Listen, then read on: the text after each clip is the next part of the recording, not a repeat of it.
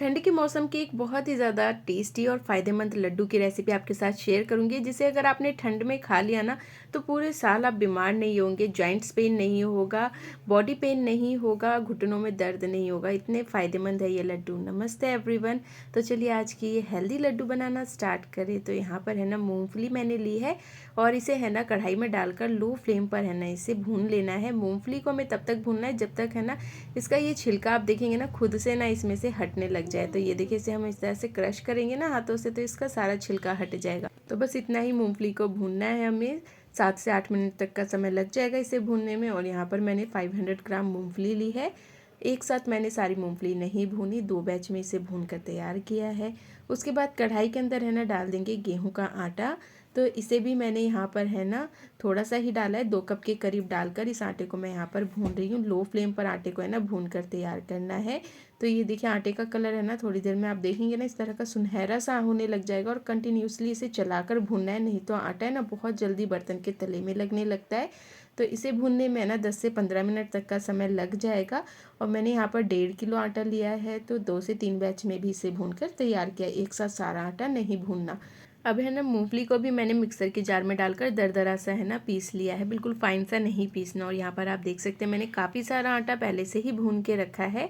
और आटे को है ना हमेशा बड़े बर्तन में डालना है, क्योंकि जब हम इसे मिक्स करेंगे ना तो इसके लिए हमें थोड़ा बड़ा बर्तन ही चाहिए होगा। अब है ना आटे को छान लेंगे, तो स्ट्रेनर से छान कर ही आटे को रखना है, क्योंकि आटा भूनने के समय ना कई बार थोड़े बहुत लम्स रह जाते हैं ना इस तरह से, तो वो बस है ना इसमें से अलग हो जाएगा। तो आटे को भूनने के बाद ना इसे छान कर ही हमें लड्डू बनाना है। तो आटा भी भून के तैयार हो गया, इसे भी मैंने छान लिया है। अब इसके अंदर जो हमने मूंगफली पीस के रखी थी ना वो मैं डाल दूंगी। तो सारा काम है ना मैं साथ के साथ ही करती रहूँगी।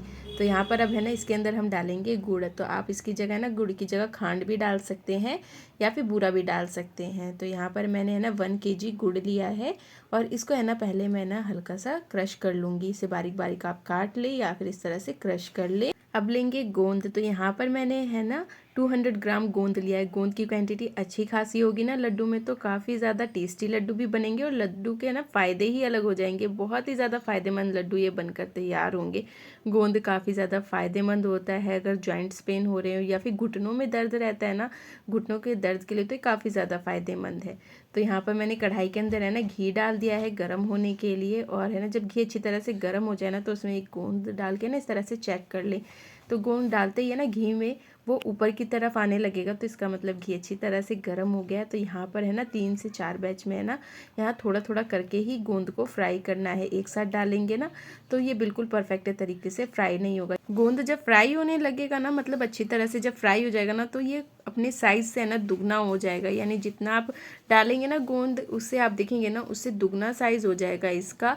और कलर भी इसका बिल्कुल चेंज हो जाएगा, फूल जाएगा गोंद अच्छी तरह से। आप इसे ठंडा करके थोड़ा सा क्रश करके देखेंगे ना तो बिल्कुल ये पाउडर सा हो जाएगा मतलब। तो इसी तरह से बस हमें इसे फ्राई कर लेना है। तो यहाँ पर मैं दूसरा बैच भी है ना इसी तरह से गोंद का फ्राई कर लूँगी। गोंद डालने से है ना इस लड्डू के टेस्ट और फ़ायदे है ना बहुत ही ज़्यादा नेक्स्ट लेवल के ही हो जाएंगे। तो एक बार इस तरह से इस लड्डू की रेसिपी को है ना ज़रूर ट्राई करें। तो ये देखिए मैंने यहाँ पर सारे गोंद को है ना अच्छी तरह से फ्राई कर लिया है। 200 ग्राम के करीब है ना ये गोंद है। और ये देखिए इसे इस तरह से मसलेंगे ना तो ये बिल्कुल क्रश हो गया ना।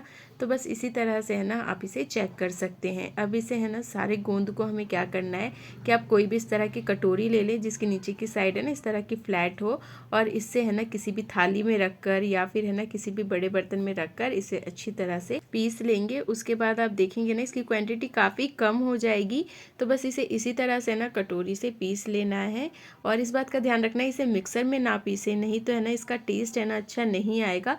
इस तरह से पीसने पे है ना ये थोड़े बहुत है ना गोंद के चंक्स रह जाते हैं और ये बिल्कुल पिसा हुआ भी होता है, तो एक बहुत ही अच्छा फ्लेवर आता है। तो बस इसी तरह से सारे गोंद को है ना मैंने अच्छी तरह से है ना पीस लिया है। और इसे है ना फिर अब हम डाल देंगे आटे में। जो हमने आटा भून के रखा है ना उसके अंदर ये सारे गोंद को है ना हम डाल देंगे।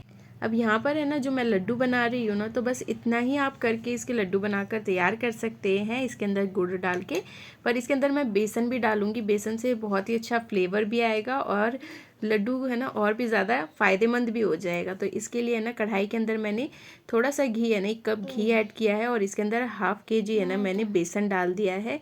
और बेसन डालने के बाद ना बेसन को मीडियम फ्लेम पर है ना लगातार इस तरह से चलाते हुए ना भूनना है। भूनने के बाद आप देखेंगे ना बेसन की ना बहुत ही अच्छी खुशबू आने लग जाएगी।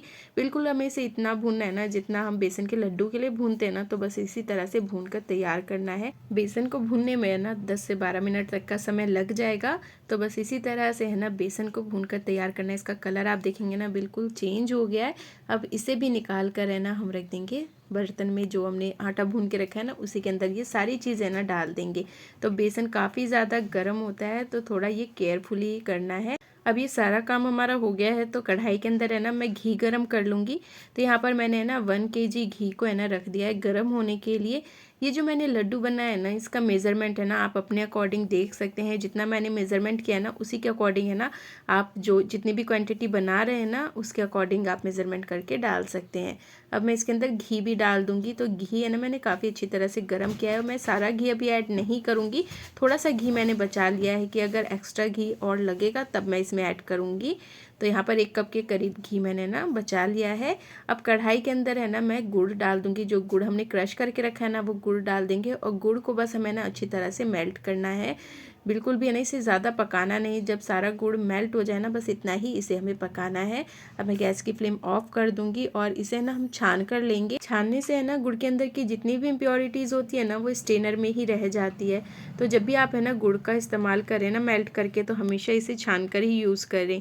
तो ये देखिए गुड़ को है ना मैंने छान लिया है और आप देख सकते हैं इसमें ना थोड़ी बहुत इम्प्योरिटीज़ थी ना वो स्टेनर में ही रह गई। तो इसे अब हम साइड में हटा देंगे।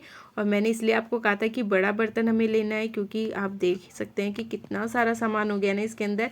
तो अब इसे हमें मिक्स भी करना है और इस बात का ध्यान रखना है कि इसे हाथों से मिक्स बिल्कुल भी ना करें क्योंकि गुड़ काफ़ी ज़्यादा गर्म है, बेसन काफ़ी ज़्यादा गर्म है। तो ये सारी चीज़ें ना काफ़ी ज़्यादा गर्म है अभी इसमें। तो इसे ना किसी भी स्पैचुला से ना अच्छी तरह से मिक्स करना है। ये बस इतना ठंडा हो जाए कि बस हम इसमें हाथ डाल के ना इसके लड्डू बना सके।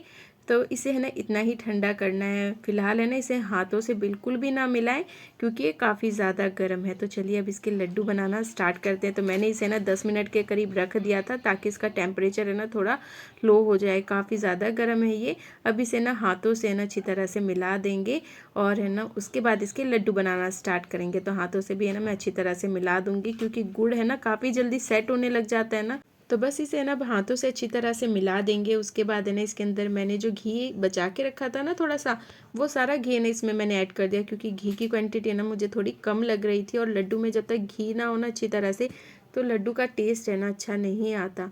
तो यहाँ पर अच्छी तरह से है ना मैंने इसमें घी डाल दिया है और अब इसके लड्डू बनाना स्टार्ट करेंगे। तो यहाँ पर आप देख सकते हैं मेरा बेटा है ना पहले से ही वो स्पैचुला लेके बैठा था जिससे मैंने सारी चीज़ें ना अच्छी तरह से मिक्स करी थी। तो इस पर काफ़ी सारी है ना लड्डू के मिश्रण लगा हुआ था। तो यहाँ पर वो उसे खा रहा है और अब इसका लड्डू बनाना मैं स्टार्ट करती हूँ। तो लड्डू है ना आप अपने अकॉर्डिंग बड़ा छोटा जो भी आपको पसंद हो ना वैसा बना सकते हैं। तो यहाँ पर आप इस तरह से इसे बांध कर देख लें। घी की क्वांटिटी आपको पता चल जाएगी। अगर कम होगी ना तो लड्डू अच्छी तरह से नहीं बंधेगा और अच्छी क्वांटिटी होगी ना घी की तो लड्डू बिल्कुल परफेक्ट बनकर तैयार होगा। तो यहाँ पर ये देखिए काफ़ी सारा है ना ये लड्डू का मिश्रण बनके तैयार है। अब इसके लड्डू बनाने हैं। इस लड्डू के कितने ज़्यादा फ़ायदे हैं मैं आपको बता नहीं सकती। इतने फ़ायदेमंद ये लड्डू है ना, एक बार आप इस लड्डू की रेसिपी को ज़रूर से ट्राई करें। बहुत ही अच्छा टेस्ट भी आता है और फ़ायदे तो इसके बहुत ही ज़्यादा हैं। और यहाँ पर मेरा बेटा है ना मुझे परेशान कर रहा था कि मुझे बस एक लड्डू चाहिए, मम्मा मुझे लड्डू दे दो, मम्मा मुझे लड्डू दे दो। वो उसको लड्डू चाहिए था और जब मैंने उसे लड्डू दे दिया था ना खाने के लिए तो वो बहुत ही खुश होकर खा रहा था। बच्चों को है ना ये सारी चीज़ें बहुत ही ज़्यादा पसंद आती है और जब भी हम घर पर कुछ ऐसा बनाते हैं ना तो बच्चों को ही ज़्यादा खुशी होती है।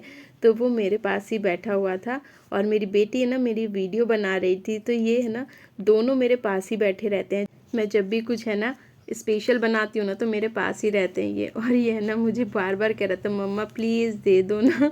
आप देख सकते हैं इसके एक्सप्रेशन इतने अच्छे हो रहे थे ना कि मन कर रहा था लड्डू छोड़ के बस इसे ही देखते रहे। और इतना खुश हो गया था लड्डू मिलने के बाद ये। तो इसी तरह से है ना मैंने सारे लड्डू है ना बातों बातों में ये ना सारे लड्डू बनाकर तैयार कर लिए। और ये देख सकते हैं आप लड्डू कितने ज़्यादा अच्छे बनकर तैयार हुए हैं और है ना ये ख़राब भी नहीं होते। आप इसे किसी भी है ना एयर टाइट कंटेनर में ना डालकर है ना 3 से 4 महीने तक है ना, बल्कि इससे भी लंबे समय तक स्टोर करके रख सकते हैं। वैसे तो ये लड्डू मेरे घर में पूरे दिन ही है ना, जब भी जिसका मन करता है लड्डू एक निकाल के खा लेता है।